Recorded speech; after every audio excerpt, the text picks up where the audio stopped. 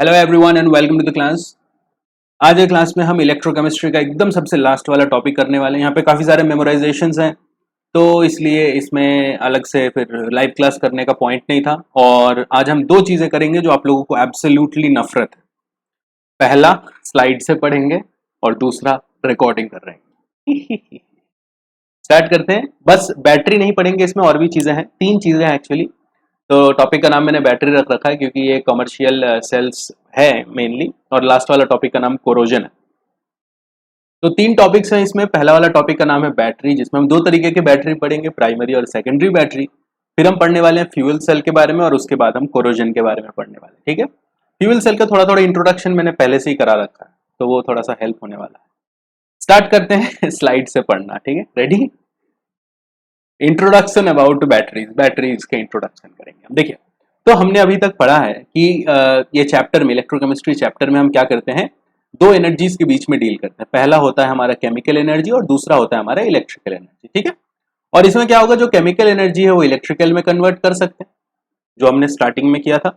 और उसके बाद हमने देखा था कि इस तरीके से इलेक्ट्रिसिटी से हम केमिकल रिएक्शन को भी करते हैं, जो इलेक्ट्रोलिटिक सेल में हम काम करते हैं। ठीक है, तो देखो, कोई भी रिएक्शन जहां पे हम केमिकल एनर्जी को इलेक्ट्रिकल एनर्जी में कन्वर्ट कर रहे हैं, यही तो बैटरी है। तो इसलिए मैंने यहां पे लिख रखा है, all spontaneous redox reactions can be used to make a cell. कोई भी स्पॉन्टेनियस रिडॉक्स रिएक्शन हो, जहां पे यहाँ पे स्पॉन्टेनियस का मतलब यहाँ पे क्या हो रहा है कि डेल्टा जी का वैल्यू नेगेटिव, और इसमें जो ई नॉट सेल है, या सॉरी ई नॉट सेल नहीं, जो ई सेल का वैल्यू है ये पॉजिटिव। ठीक है, तो delta G is equals to minus N F ही होता है। तो इस तरीके का कोई भी सेल अगर मेरे पास है तो वो एक बैटरी की तरह काम कर सकता है। बट सारे के सारे इस तरीके का रिएक्शन को हम बैटरी नहीं बना सकते, और उसके रीजन क्या है? सबसे पहले जो बैटरी होता है वो कॉम्पैक्ट होना चाहिए, है ना। मतलब ऐसे फायदा ही क्या है वरना, फिर अगर बैटरी कॉम्पैक्ट पोर्टेबल नहीं हुआ तो, राइट। और साथ में इसका ड्यूरेबिलिटी भी होना चाहिए। ठीक है, दूसरा पॉइंट ये है कि इसमें वोल्टेज ड्रॉप नहीं होना चाहिए। तो क्या होता है कि जो सॉल्ट ब्रिज होता है उसका जो इंटरनल रेजिस्टेंस होता है सॉल्ट ब्रिज का, उसके वजह से कई बार वोल्टेज में डिप आ जाता है। सॉल्ट ब्रिज खुद बहुत ज्यादा इलेक्ट्रिसिटी कंज्यूम कर ले रहा है, क्योंकि उसमें लिक्विड जंक्शन पोटेंशियल की वजह से उल्टा तरफ करंट चलती है। याद है ना, इधर अगर हमारा सेल में करंट जा रहा है तो एलजेपी की वजह से, लिक्विड जंक्शन पोटेंशियल की वजह से उल्टा तरफ करंट चला जाता है। तो इस चीज को प्रिवेंट करना है हमें, मतलब कम करना है लिक्विड जंक्शन पोटेंशियल को, या फिर जो सॉल्ट ब्रिज का इंटरनल रेजिस्टेंस है उसको कम करना है। तो उसके लिए वोल्टेज ड्रॉप जो हो रहा है वो एकदम मिनिमल होना चाहिए बैटरी को लॉन्ग टर्म फंक्शन करने के लिए। वरना सोचिए, एक 5 वोल्ट का बैटरी आपने खरीदा है और वो 7 साल 8 साल चल जाता है। मतलब अभी के बैटरीज जो है 7-8 साल चली जाते हैं, गाड़ी वाड़ी के जो बैटरीज होते हैं। तो और 3 साल तो मतलब चलता ही चलता है, वो तो वारंटी पीरियड होता है शायद 3 या 5 साल का। तो वहां पे वोल्टेज ड्रॉप है हमारा एक दूसरा प्रॉब्लम, कि वोल्टेज ड्रॉप नहीं होना चाहिए।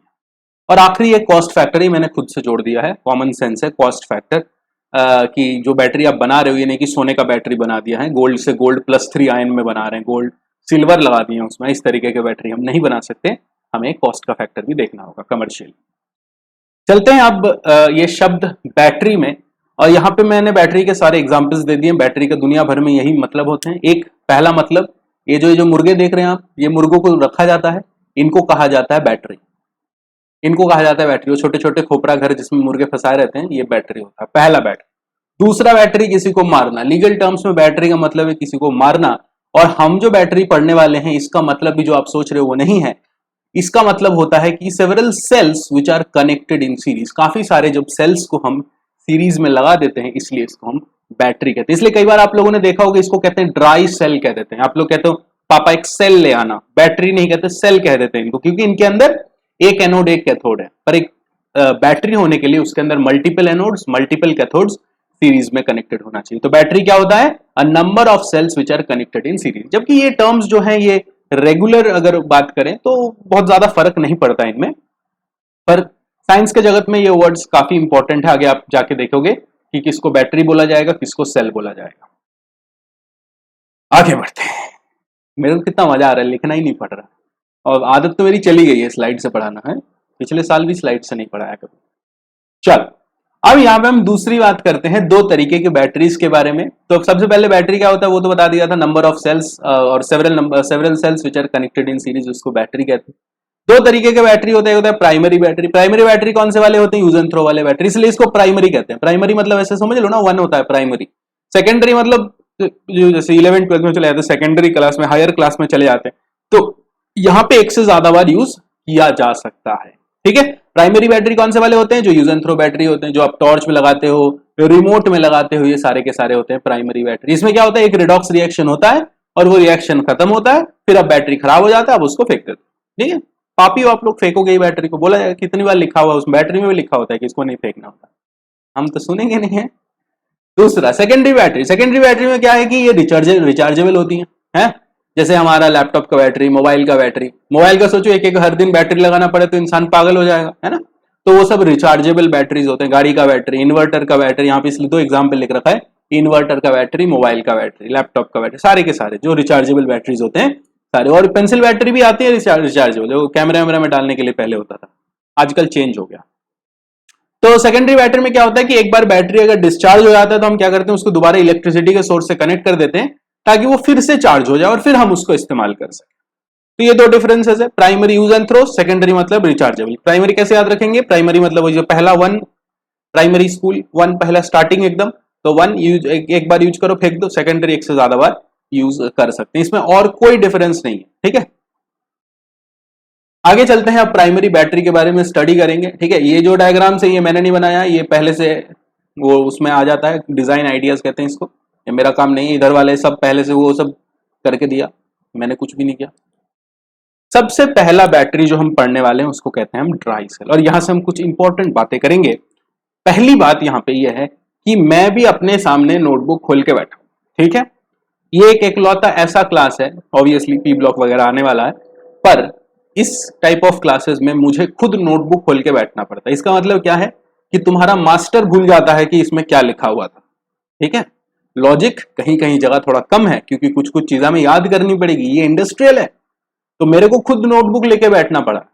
तो तुम लोगों को भी नोटबुक की जरूरत पड़ेगी। ये टॉपिक लिख के याद होता है, इसको बार बार लिखना पड़ता है। मैं लेजी है, मैंने कम लिखा तो मेरे को याद नहीं। ठीक है, मैं लकी था, इससे बहुत ज्यादा क्वेश्चन नहीं आते। क्वेश्चंस का भी मैं अलग से लास्ट में डाल दिया हूँ, 5-6 पेज है सीबीएसई के, नीट के और जेई के क्वेश्चंस डाले हुए। तो क्वेश्चंस इसमें से मतलब आते हैं रेगुलर बेसिस पे तो नहीं, पर इंटरवल्स में आते रहते हैं, तो इसलिए टॉपिक करना जरूरी है। और सीबीएसई के पॉइंट ऑफ व्यू से अगर देखा जाए तो ये उनको काफी पसंद है सीबीएसई में, क्योंकि उनको कुछ लिखना नहीं होता, कह देगा write a short note on dry cell, लो 3 नंबर 5 नंबर भर दे। ठीक है, तो सीबीएसई के लिए मैंने ऐसे थोड़ा एक बार मुझे देखना पड़ेगा सीबीएसई के क्वेश्चन, वो भी मैं क्वेश्चन पेपर में दिखा दूंगा क्या क्या क्वेश्चन आया बैटरी से। बट ये सीबीएसई के पॉइंट ऑफ व्यू से काफी इंपॉर्टेंट टॉपिक है। लकी फॉर अस कल ही इसका सीबीएसई का वो निकल गया कि अब वैसे नहीं होने वाला पेपर, ऑब्जेक्टिव पेपर होने वाला है। तो अब हम क्या कर सकते हैं, इस टॉपिक को थोड़ा सा चिल कर सकते हैं। चिल करने का क्या मतलब है कि इसमें से जो बड़े बड़े चीजें याद करने वाले हैं उनको हम छोड़ के जो इसमें छोटी छोटी इजी चीजें हैं उनको पढ़ लो। ठीक है, याद करने वाला चीजों के चक्कर में पूरी इलेक्ट्रोकेमिस्ट्री छोड़ दोगे, यार कितना टफ है क्या है ये, ऐसा नहीं कर, गलत अप्रोच ही गलत है। हमें क्या करना है, इस टॉपिक में से जो इजी चीजें हैं पहले उनको सीख लो। ठीक है ना, जो इसका क्रीमी लेयर है इस टॉपिक का उसको पहले चुन लेते हैं, उसके बाद हम इसको पढ़ लेते हैं। ठीक है, चल स्टार्ट करते हैं। ड्राई सेल का ये डायग्राम जो है एनसीईआरटी से लिया हुआ है, तो बिल्कुल मतलब सेम ही रहेंगे, हम साथ साथ में ही चलेंगे। तो ये बैटरी देख के सब लोग पहचान तो गए, वो टॉर्च का बैटरी जैसे वो वही है, बिल्कुल वैसा ही बैटरी है। ठीक है ना, देखो सबसे पहली बात, इस बैटरी को कहा जाता है लेक्लेंजे सेल। पहले मतलब ये जो सबसे पहले बनाया था उसका स्पेलिंग है लेक्लेंजे, LE, मुझे लग रहा है कॉपी में भी गलत लिख रखा मैंने। इसको क्या कहा जाता है, लेक्लेंजे, लेक्लेंज जो भी है, मतलब कर लेना तुम लोग, लेक्लेंज सेल। ठीक है ना, और ये क्या है, लेक्लेंज सेल जैसा ही है, एग्जैक्ट लेक्लेंज सेल नहीं है, इसी का एक कॉम्पैक्ट वर्जन। ठीक है, लेक्लेंज इसको थोड़ा बड़ा साइज में बनाया था, उसी का थोड़ा सा ये कॉम्पैक्ट वर्जन। तो लेक्लेंज सेल का कॉम्पैक्ट वर्जन को हम क्या कहते हैं, ड्राई सेल। ठीक है, उसमें क्या है कि उसके इंजीनियरिंग में चेंज हुआ, जो केमिकल इंजीनियर्स का काम होता है, इसका डिजाइन वगैरह चेंज किया ताकि और अच्छा बन सके और छोटा बन सके और अच्छे से कैरी हो सके। ठीक है, दूसरी बात, ये इंपॉर्टेंट बात है, दूसरी यहां पे इंपॉर्टेंट बात यह है कि ये जो ड्राई सेल है इसका जो वोल्टेज आउटपुट होता है वो होता है 1.5 वोल्ट। 1.5 वोल्ट का इसका आउटपुट होता है। तो इसमें क्या क्या है देख लीजिए। सबसे पहले यहां पे हमें दो चीजों पे फोकस करना है। सबसे पहला चीज है एनोड और कैथोड। तो देखो यहां पे कैथोड लिखा हुआ है, एक मिनट गायब हो गया, हाँ इधर गया, हाँ तो यहां पे देखो कैथोड लिखा हुआ है। तो कैथोड कौन सा वाला है, ये जो रॉड डाला हुआ है कार्बन का, ये वाला है हमारा यहाँ पे कैथोड। और साथ में ये जो सिलिंड्रिकल पूरा सरफेस दिख रहा है ना, ये बाहर का पूरा बॉडी जो सिलिंड्रिकल बॉडी है, ये है एनोड। तो ये एनोड क्या है, ये सिलिंड्रिकल है। नहीं हो पा रहा स्पेलिंग मेरे से, तुम लोग कर लेना स्पेलिंग। सिलिंड्रिकल का स्पेलिंग नहीं लिख पा रहा हूं। हो गया, हो रहा सिलिंड्रिकल। तो ये सिलिंड्रिकल पूरा जो बॉडी है, इसका जो बॉडी है वो एनोड है। तो यहाँ पे एक चीज नोट करने वाली, देखिए एनोड और कैथोड के बीच में ऐसे टच नहीं होना चाहिए, इन दोनों के बीच में एक गैप होना चाहिए। एनोड और कैथोड को टच करवा दोगे तो फिर मामला बर्बाद हो जाएगा, है ना।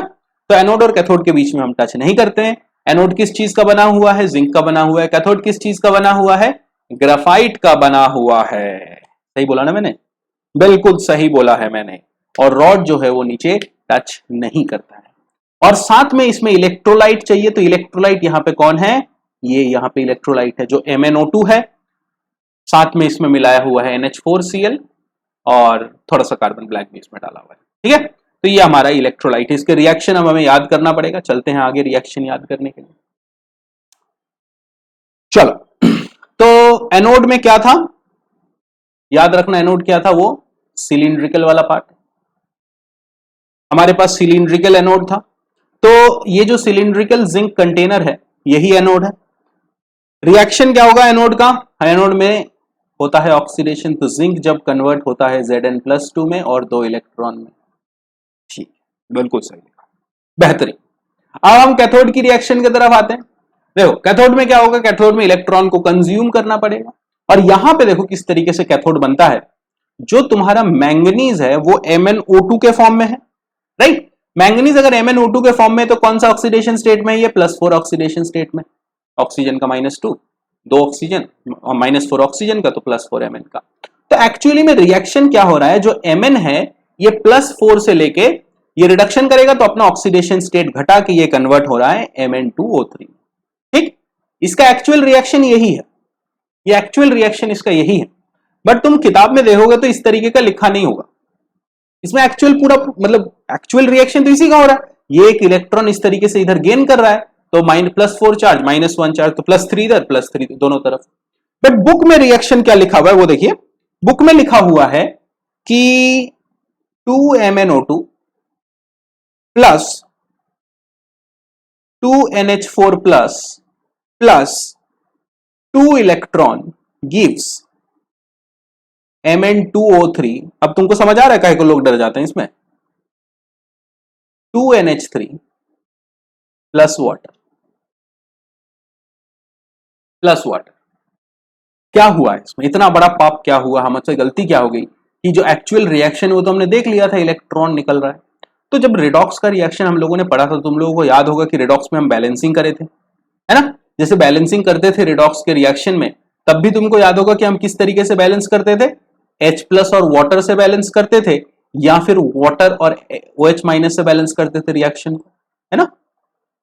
यही तो हमारी बैलेंसिंग एजेंट्स होती थी रिडॉक्स में। बोल देते थे कि हाँ भाई जितना पॉजिटिव चार्ज एक्स्ट्रा है उसका ऑपोजिट साइड में उतना H+ डाल दो, जितना इलेक्ट्रॉन एक्स्ट्रा है उतना H+ डाल दो। ऐसे करते थे हम लोग रिडॉक्स की बैलेंसिंग। अब इस पर्टिकुलर रिएक्शन में जो MnO2 वाला रिएक्शन है, इसको हमने वाटर में रखा ही नहीं है, तो वाटर से किस तरीके से बैलेंस करें, तो इसको हमने किस चीज में रखा हुआ है, इसको हमने डिप करके रखा हुआ है अमोनिया वाला सोल्यूशन में। तो देखो अब क्या H+ के जगह में, जैसे हम H+ एक्चुअली में क्या होता है, H3O+ होता है, वैसे ही अमोनिया का अगर आप NH3 लिख रहे हो तो इसका बड़ा भाई क्या होगा, NH4+। तो वैसे रिएक्शन हम बैलेंस करते हैं H+ और H3O+ और H2O से। अब हमने रिएक्शन को बैलेंस किया है NH3 और NH4+ में। तो हमें घबराना नहीं है बिल्कुल भी। हमें इसमें क्या देखना है कि देखो इस रिएक्शन को लाने के लिए बात कर रहा हूं मैं, क्या करना है, सबसे पहले तुम ये वाला रिएक्शन लिख लो। सबसे पहले ये वाला रिएक्शन लिख लो, और ये वाला रिएक्शन के लिए हमें ज्यादा बुद्धि नहीं लगाना, क्योंकि ये तो याद करना ही है। देखो अगर ये भूल गए तब तो पूरा ही बर्बाद हो गया, फिर तो कोई पॉइंट ही नहीं है। तो यहां पे जो आपका MnO2 है इसको पिक कर लो। मतलब क्या है, रिएक्शन एक्चुअली MnO2 कर रहा है। कार्बन का रॉड जो हमने लिया है ये तो एक क्या बोलते हैं उसको, इनर्ट इलेक्ट्रोड है, जो कार्बन का रॉड है ये तो एक इनर्ट इलेक्ट्रोड है, तो इसमें रिएक्शन कौन करने के लिए आया? MnO2 रिएक्शन करने के लिए आया। अच्छा, अगर मैंने जिंक लिया, जिंक एक एक्टिव मेटल है, तो जिंक क्या करेगा? जिंक अपने इलेक्ट्रॉन्स को लूज करेगा, यहां पे जिंक ने अपनी इलेक्ट्रॉन लूज किया, तो अब MnO2 को क्या करना चाहिए? इलेक्ट्रॉन को गेन करना चाहिए। अब गेन करने वाला रिएक्शन आपको इस तरीके से लिखना पड़ेगा, ठीक है। सबसे पहले इस तरीके से रिएक्शन को लिखना।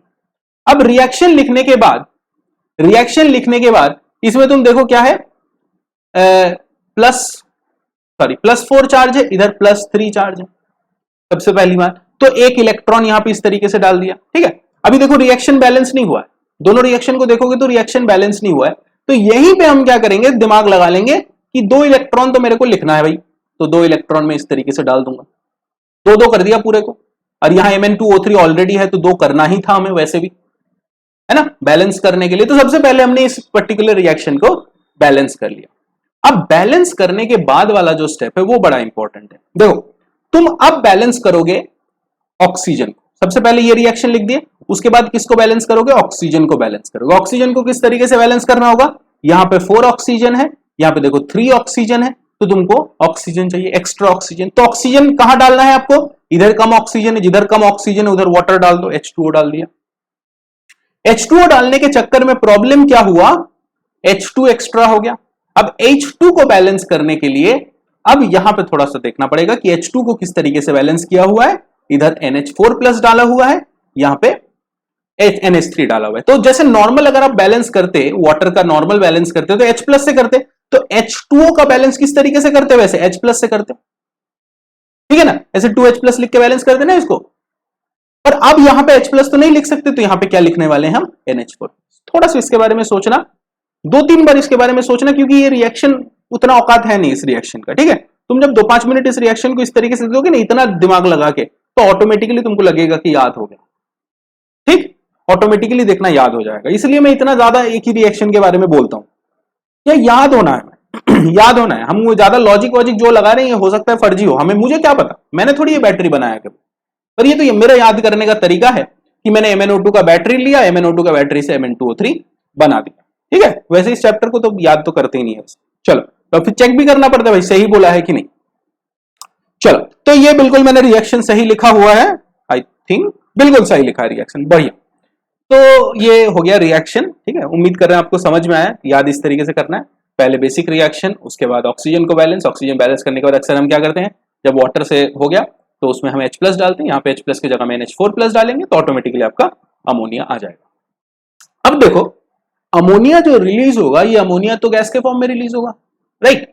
तो अगर अमोनिया गैस रिएक्शन में रिलीज हो रहा है तो यहां पे एक बहुत बड़ा प्रॉब्लम है, और वो प्रॉब्लम क्या है कि अमोनिया महकेगा, बैटरी में से अमोनिया की महक आएगी। आता है क्या? नहीं आता है ना। अमोनिया की महक मतलब सुसु वाली महक, मतलब उसके आसपास, नॉट एग्जैक्ट सुसु। तो यहां पे अमोनिया की महक हमें नहीं आती। क्वेश्चन पूछने का जगह चालू हो गया, अमोनिया की महक इसमें क्यों नहीं आती इस बैटरी में से? आंसर ये है कि अमोनिया की महक रोकता है Zn+2 आयन। तो जो Zn+2 आयन तुम्हारा होता है, जो सोल्यूशन के अंदर प्रेजेंट हो गया है, मतलब जिंक से Zn+2 में कन्वर्ट हो रहा है। एक बार फिर से देख लो, यहाँ पे जिंक क्या है, ये वाला बाहर वाला हिस्सा है, तो बाहर वाला हिस्सा इस बैटरी में धीरे धीरे पतला होता रहता है, ठीक है। बाहर वाला हिस्सा धीरे धीरे इसमें पतला होता रहता है।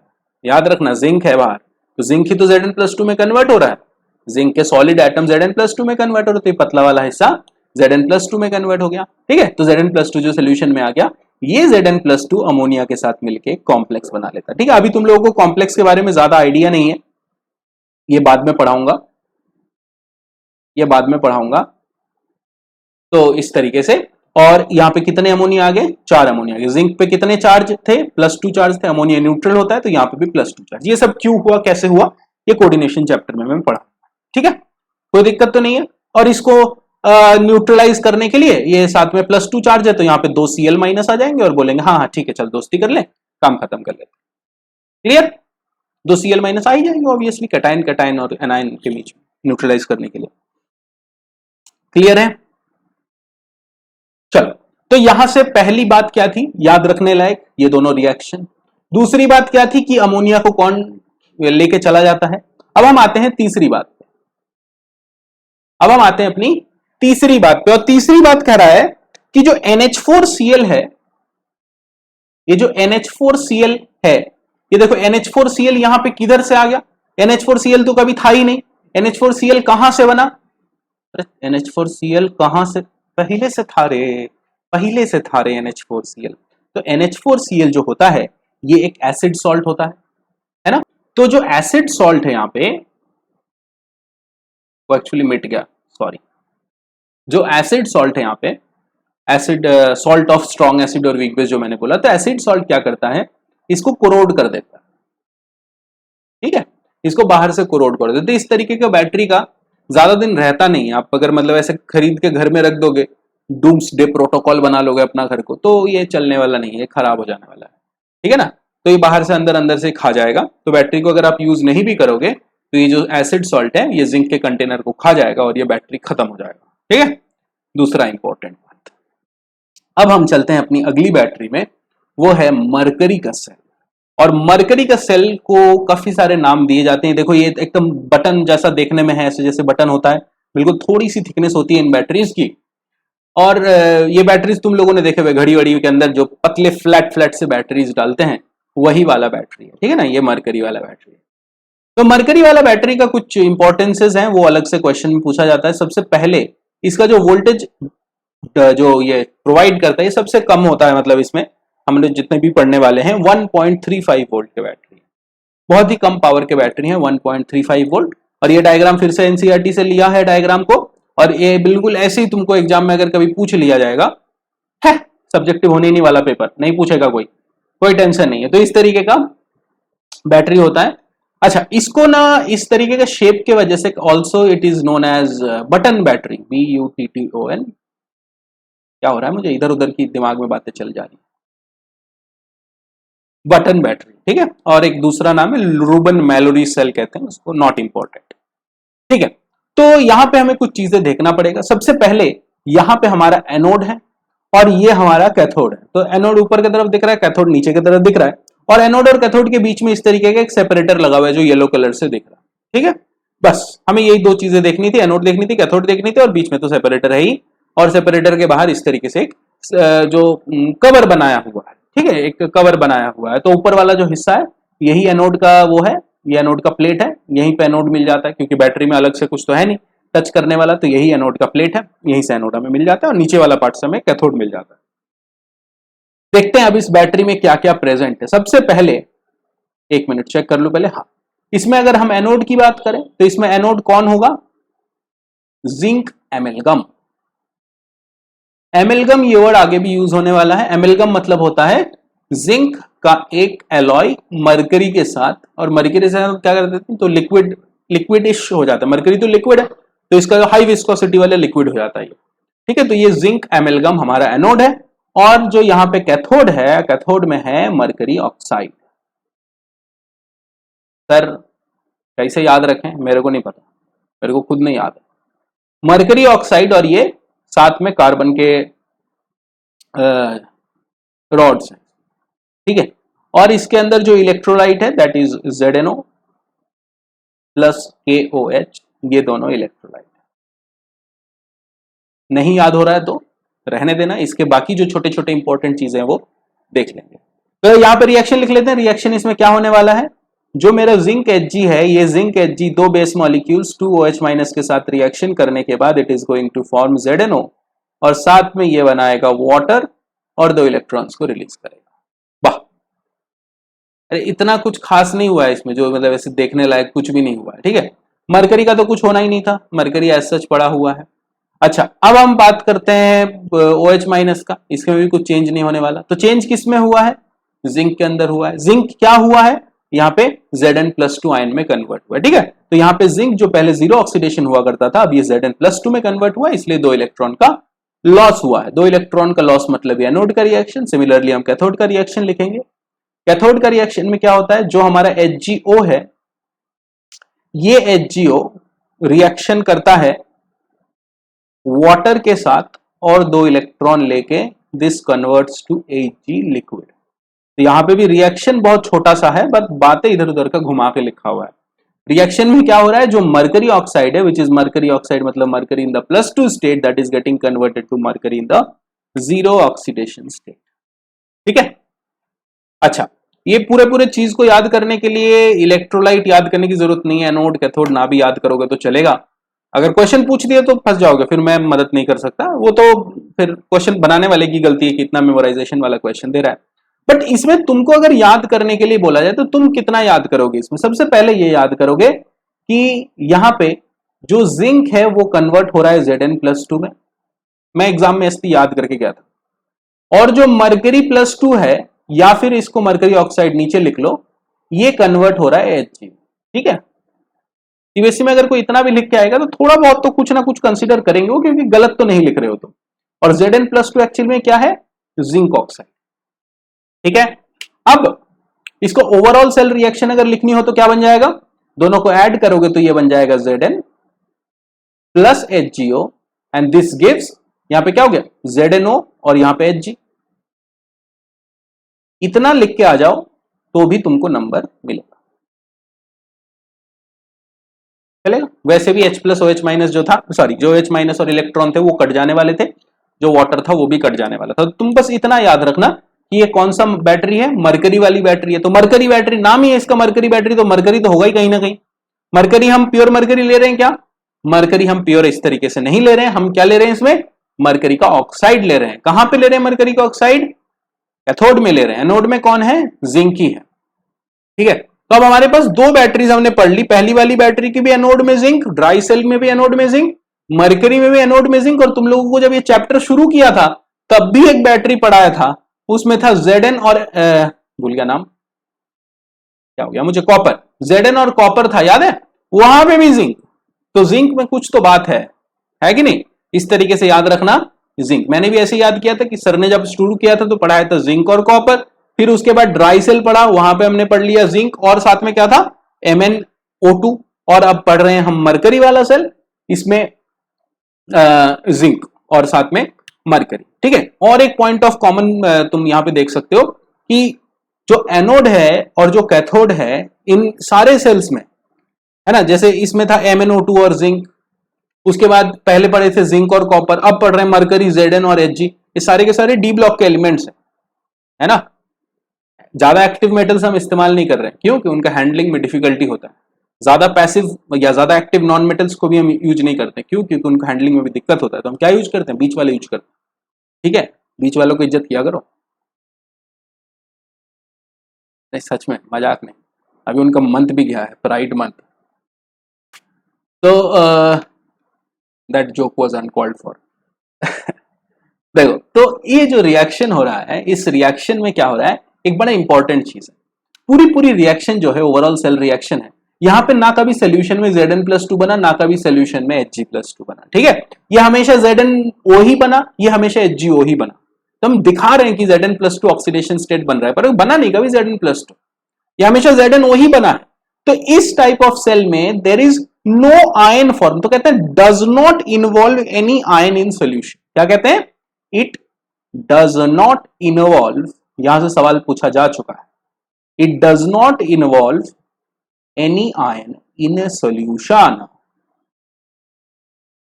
और अगर ये does not involve any ion in solution होगा तो कभी इसकी कॉन्सेंट्रेशन चेंज होगी ही नहीं, कॉन्सेंट्रेशन नेवर चेंजेस, इसकी कभी कॉन्सेंट्रेशन नहीं चेंज होगी। अब यहां पे मजे की बात देखो, कंसेंट्रेशन चेंज मतलब हम बात कर रहे हैं नर्स्ट इक्वेशन में, याद है ln(q) लिखते हैं, फिर उसमें कॉन्सेंट्रेशन की बातें लिखते हैं चेंज होने वाला। पर अगर कोई सॉलिड है, सॉलिड ही में रह रहा है, तो कोई कॉन्सेंट्रेशन का चेंज होने ही नहीं वाला। इसी के वजह से इस सेल में जो इंपॉर्टेंट बात है वो है कि इसका cell potential remains constant, cell potential remains constant. Mercury battery के बारे में ये भी भूल जाओ तुम कि वो मरकरी का बना हुआ है, पर ये कभी मत भूलना कि इसका सेल पोटेंशियल कांस्टेंट रहता है, कभी भी इससे क्वेश्चन पूछा जा सकता है। ठीक है, ओके। अरे मेरा अलार्म बज रहा है, गजब, बजले तू भी, बैकग्राउंड म्यूजिक हमारे लिए, मैं नहीं उठ रहा, तू ले जी। अच्छा, ये मरकरी बैटरी का एक बड़ा अजीब सा बात है कि मरकरी बैटरी ना, मरकरी है इसमें, और मरकरी एक पॉइजन है। तो Hg पॉइजनिंग हो सकता है। तो ये जो बैटरीज है इनको डिस्पोज अच्छे से करना पड़ेगा। अरे बैटरी वाह, इसे करेगा तू, बंद करके आ रहे हैं।